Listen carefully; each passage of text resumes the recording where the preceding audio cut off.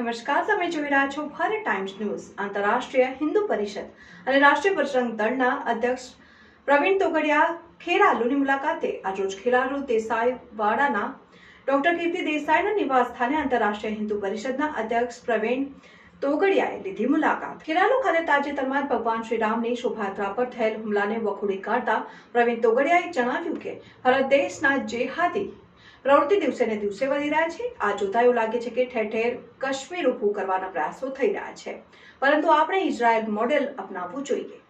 એટલે કે સરકારે ઇઝરાયલની માફક વળતો જવાબ આપવો જોઈએ, તો જ આવી જેહાદી પ્રવૃત્તિ ઉપર અંકુશ મુકાશે. આ સાથે તેમણે હાજર સૌ લોકોને જણાવ્યું કે આપણે દરેક ગામે, તાલુકામાં તેમજ જિલ્લા સ્થળે પણ હનુમાન ચાલીસા વધુમાં વધુ કરવામાં આવે તેવું આહવાન પણ કર્યું હતું.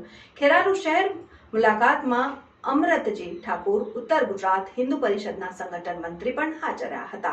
જોતા રહો ભારત ટાઈમ્સ ન્યૂઝ.